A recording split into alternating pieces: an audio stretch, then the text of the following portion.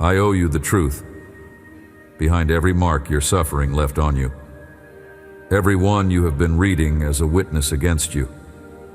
Each time it catches the light, not evidence of failure, not proof you were forgotten in the exact hour you needed me most, not a witness that your story went wrong and simply stayed that way. A different kind of witness, one I have been keeping, since long before you understood what any of it meant. Before this message ends, I am changing what those marks testify to, right where you are sitting. Stay with me a moment before you decide what those marks prove about you. You have read them as failure for so long. Reading them any other way feels almost disrespectful to what they cost you. I am not asking you to erase the memory attached to any of them.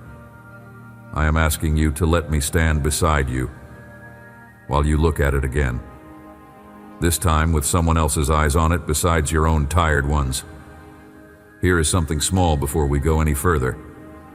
Let the line across your shoulders settle down by the width of a small coin, not the whole weight, just that much, just for this sentence. Nothing else is required of you yet. Not composure, not the right posture for prayer, not an explanation prepared in advance. Only that small release and me already close enough to notice it happen. Hold on to this one line, because you will need it again before we are finished. The mark is not the wound, it is the witness. I see the woman checking a scar in the mirror every year, translating it into the word ruined instead of the word remained. The man who survived what should have killed him treats his limp like an apology. An apology he owes strangers for taking up space at all. There is a particular kind of counting that happens after loss. Fingers running over old stitches, tracing the outline of a year nobody mentions at the table anymore. A mother examines the marks a hard pregnancy left across her body. She hears only what it cost her, never what it carried through to the end. I missed none of it. A young widow keeps her wedding ring on a chain instead of her finger. She treats the choice like a small betrayal instead of what it actually is, a mark of love that outlived the marriage itself. Someone rebuilding a life after addiction counts the months privately on their fingers, never quite trusting the number enough to say it out loud, where it might get used against them later. A man who lost a business he built from nothing avoids driving past the building. He calls the avoidance weakness, instead of the ordinary cost of loving something that did not survive. The friend who used to ask how you were doing stopped asking somewhere around the second year, assuming silence meant recovery instead of exhaustion. Your own explanation for the mark has gotten shorter with every telling, sanded down until it barely mentions what actually happened to you. A father drives home from a second job, replaying an accident in his memory, the way other men replay a game they lost years ago. Someone in your life has learned to angle a photograph, so the scar stays out of frame. They call that vanity instead of what it actually is. I have watched every version of that careful angling, every cropped picture, every rehearsed sentence built to keep the real one buried underneath it. There is also the quieter kind of mark, the one nobody can photograph at all. The habit that started the year the marriage ended. The nail bitten down to nothing during the months the diagnosis was uncertain. The name you flinch at hearing spoken out loud, in a room full of people who do not know what it cost you to hear it. A woman keeps a due date circled on a calendar nobody else remembers. She treats her own private grief like something too small to mention next to everyone else's louder problems. Not one of these marks shows up in a mirror, and I have overlooked not one of them either. A young man rolls his sleeve back down quickly. When the conversation drifts too close to the year, he almost did not make it. A widow answers the question of how she is doing. with the same 4 words every time. 4 words are all she has agreed to give away in public.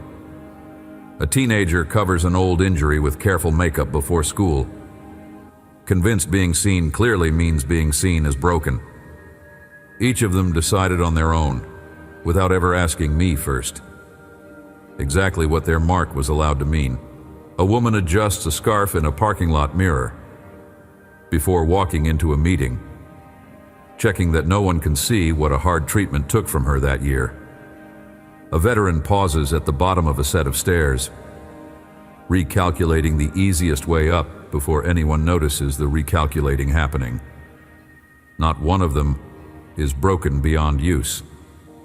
Each has simply learned to manage what a stranger might notice, before that stranger ever gets the chance to react to it. I have been standing closer to those marks than you have let yourself believe, longer than the silence around them has lasted. Not because I was waiting for a scar to vanish before I would come near it. I have never once required that of anyone who ever carried one.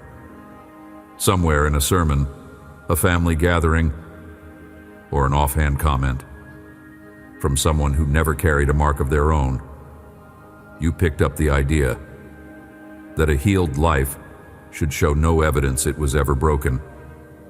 That idea was never mine. It came from somewhere much smaller than a mountain, far more human than you were led to believe. Maybe it was a testimony night where only the most polished stories drew applause. Yours felt too unfinished to bring anywhere near a microphone. Maybe it was a relative who changed the subject the instant your mark came up, teaching you without a single spoken word that some things simply do not get discussed at a family table.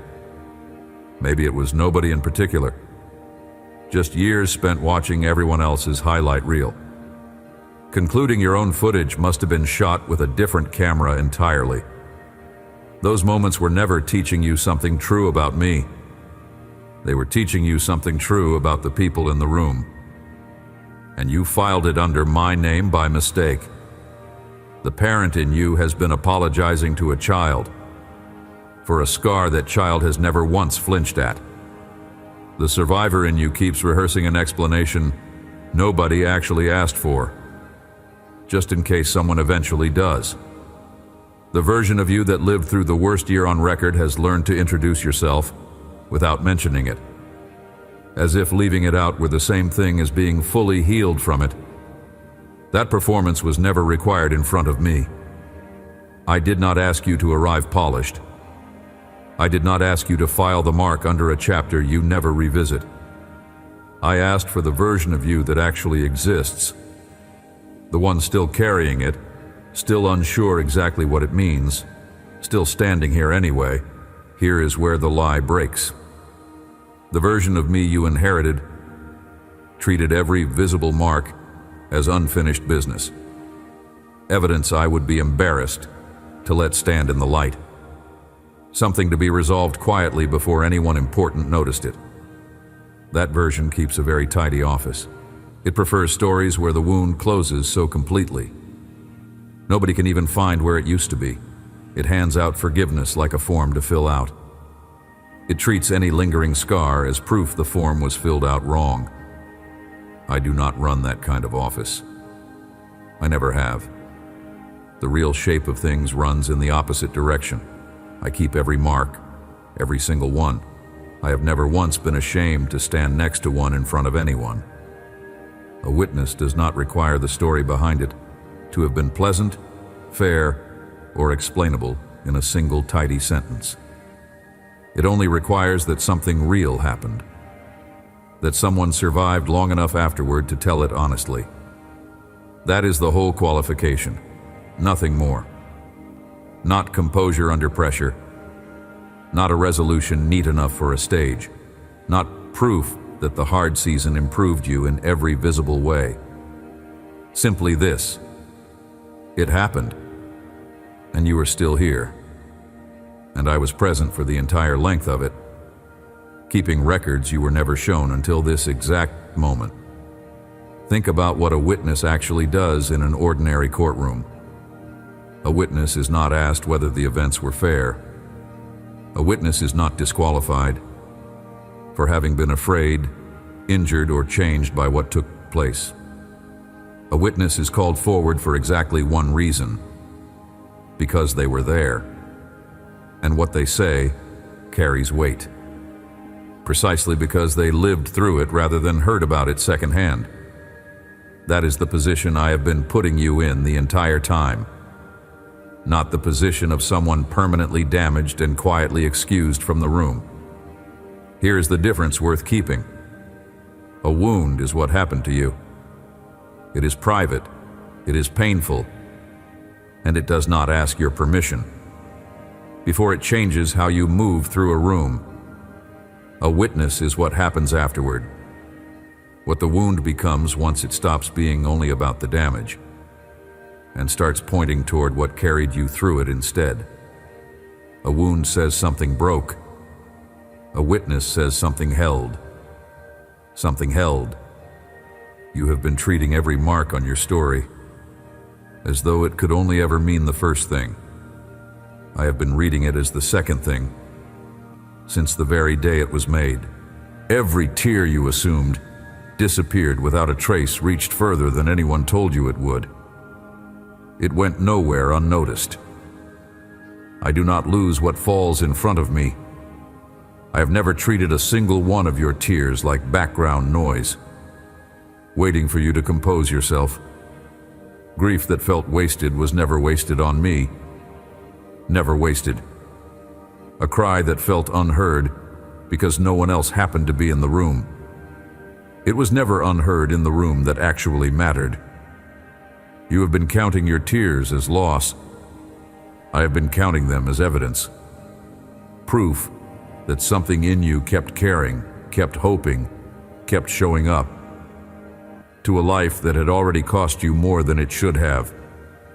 You have been keeping your own private account of every time you cried, tallying it up as proof of exactly how alone you were in each of those moments. There is an older accounting than yours, kept by a king who once wrote from inside a cave, while men hunted him through the hills, convinced no one important was recording any of what he was going through. He wrote that his tears had already been counted, gathered, and kept somewhere safe, as though sorrow itself were valuable enough to store, rather than simply let drain away unnoticed. That accounting is still open. Every tear you thought evaporated, the moment it fell has already been added to the same ledger, and not one entry in it has ever been marked as wasted. If that description just found you sitting exactly where you are, leave the word witness right here, not as a performance for anyone watching, but as a small admission to yourself that the mark you have been hiding might mean something other than what you decided it meant alone. I have also been changing what you have been wearing over all of it, even when you could not feel the change taking place. The version of you that walked through the worst of it wore something heavy for a long time, a garment stitched from exhaustion, apology, and quiet grief that never got a proper name.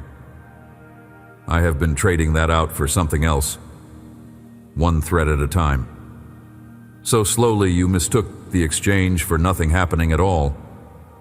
There is an old promise about trading ashes for something beautiful, mourning for gladness, and a heavy spirit for a garment that can actually be worn out in public without shame. I have been living that trade out in you in slow motion, the way tailors used to work before machines made everything instant. You have not seen the finished garment yet, but every thread I already pulled out of the old fabric was real, and every thread going back in its place is real too. Even on the days it feels like nothing is changing at all, there is also a heart underneath all of this that I have been working on the same way. The one grown hard from protecting itself. The one that learned to brace before it was even touched. I have not been demanding you soften it by sheer effort. I have been replacing it gently, with something that can actually feel without shattering, and giving you the wisdom to protect that tender new heart without needing to wall it back up the way the old one did. A tender heart is not a careless one. Being open again does not mean handing yourself to the first person who smiles at you, without also asking whether they can be trusted with something this new. This does not mean the pain was good. It does not mean I arranged it as a lesson. You could not have learned any gentler way. I do not build classrooms out of other people's cruelty. I do not schedule tragedy in order to make a point land harder. What I do is refuse to let what was meant to ruin you become the only word spoken over it afterward. The wound stays true to what actually happened. Exactly what happened. The witness is what I have been writing underneath it the entire time.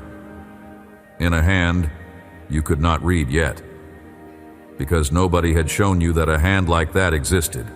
I want to read you a line from a man who wrote it. While he was still recovering from an affliction so heavy, he later admitted he had despaired of life itself. He was certain he would not come out the other side of it. He wrote from a season so crushing. He later confessed in the same letter he had carried what felt like a death sentence inside himself. While it was happening, he did not soften that part for the very congregation that was doubting him. He told them plainly. The weight had gone far beyond anything he could endure on his own strength. It had happened for a reason he could only see afterward.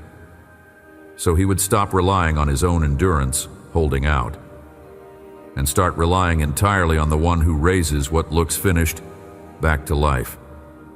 Think about what it costs a person to admit that kind of collapse in writing, knowing the letter would be read aloud to people already looking for a reason to dismiss him.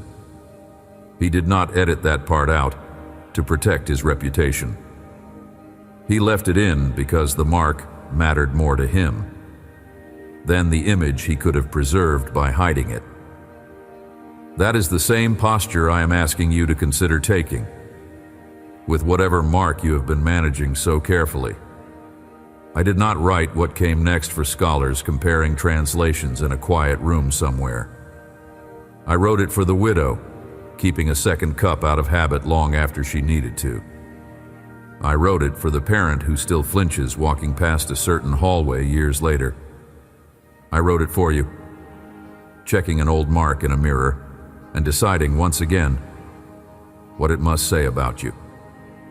I want you to hear the sentence exactly as it was first set down, by that same battered man, not softened, not shortened to fit into something easier to forget by lunchtime. This is what I said. 2 Corinthians chapter 1, verse 22. He has also put his seal on us and given us his Spirit in our hearts as a guarantee. Read that slowly, because every word in it is doing more work than it looks like at first glance. He has put his seal on us. A seal is not a decoration. It is a mark pressed into something to show whose it is, and that it has not been tampered with. That is what your marks have actually been the whole time. Not evidence you were damaged goods, but a seal showing ownership. Proof that nothing suffering did to you was ever able to change whose you remained through it. Notice what the sentence does next. It does not stop at the seal. It moves straight to a guarantee. Something given now as a down payment on something larger still on its way. A guarantee is not the full amount. It is proof the full amount is coming. Signed by someone who has never once failed to deliver on a promise this specific. Your mark is the seal. What is still coming is the guarantee behind it. Already paid in part, already unmistakably yours. Notice, too, the small word sitting just before the seal. Also. He also put his seal on us. Also meaning in addition to something already given. A relationship that already existed, established and settled, before the seal was ever pressed on top of it. The seal was never the first thing. It marked what was already true, instead of creating something out of nothing. Your mark works the same way. It did not make you mine. It arrived on top of a belonging that was already decided, the way a wax seal is pressed into a letter that was already written, sealing a message that had already been settled, long before the wax ever touched the page. Sit with the order of that for a moment, because the order changes how you read your whole story. Belonging came first. Proof came second.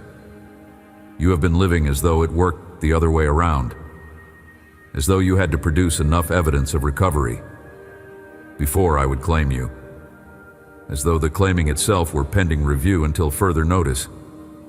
Nothing about that was ever true. A child born into a family does not earn the family name. By behaving well through a hard year, the name was there before the first breath, and every document stamped afterward only confirms what the birth had settled. That is why suffering could not unfamily you. Whatever broke you arrived long after the belonging was decided, which means it never held the power to reverse a decision it had no part in making. When you doubt whose you are not questioning open business. You are relitigating a case that was closed before your pain ever entered the courtroom, and closed in your favor, and given us His Spirit in our hearts. Notice it does not say His instructions in your hands, or His rules on a page you carry with you. It says His Spirit in your heart, the same place where every mark you have been hiding actually lives. The seal was never placed only on the outside of your story. The way a stamp gets pressed onto an envelope and forgotten once it has been delivered, it was placed on the inside in the exact location where the wound sits, so that the place most tempted to call itself ruined is the very place I chose to move into permanently. Here is what makes that promise more than a wish. After I rose from what should have finished me permanently, I did not erase the marks in my own hands and side. I kept them. I let a friend who could not believe I was really alive place his fingers directly against the wound. The mark was the proof, not the embarrassment I needed to hide. I stood in front of people I loved, carrying evidence of the very worst thing that had ever happened to me, and I did not turn it away from the light or hold it behind my back. If I was not ashamed to bring what suffering left on my own body into resurrection, I'm not about to ask you to hide what suffering left on yours. Remember what I owed you at the start of this message. The truth about every mark you have been carrying. Here it is, plain enough to keep. The wound was real. It cost you exactly what it looked like it cost you. But it was never the whole sentence written over your life. The witness is what I have been adding underneath it the entire time. Sealed the same way, guaranteeing the same way, in a hand you had never been shown before today. I am not telling you every mark will disappear by a date you can circle on a calendar, or that the ache behind it stops the moment this message ends. That is not the promise sitting on the table in front of you. The promise was never a schedule for your circumstances. It is what is already true underneath them right now, that you are sealed, that you are not carrying any of this alone, that the worst thing that ever happened to you does not get the final word over who you are becoming next. Anyone offering you a guaranteed timeline for your pain to end by a certain hour is not reading from the same page I just read you. That does not make the waiting comfortable, and I will not pretend it should feel easy simply because it is meaningful. What it does mean is that you are not waiting to find out whether you belong to me. That question was settled the moment the seal was pressed. What you are waiting on now is the full delivery of a promise whose down payment already cleared.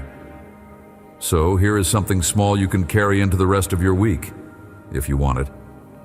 Find one mark, a scar, a memory, a habit that started the year everything fell apart. And instead of covering it or explaining it away, say quietly what it survived instead of only what caused it. Not out loud to anyone else yet, if that still feels like too much to risk. Just to yourself once, honestly. In whatever room you happen to be standing in when you try it.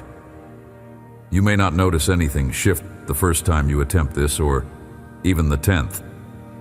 Somewhere around the 30th, quiet, look at that same mark. You may catch yourself reaching for a different word for it without deciding to. Not ruined. Not proof you failed. Evidence instead that you are still here, still standing.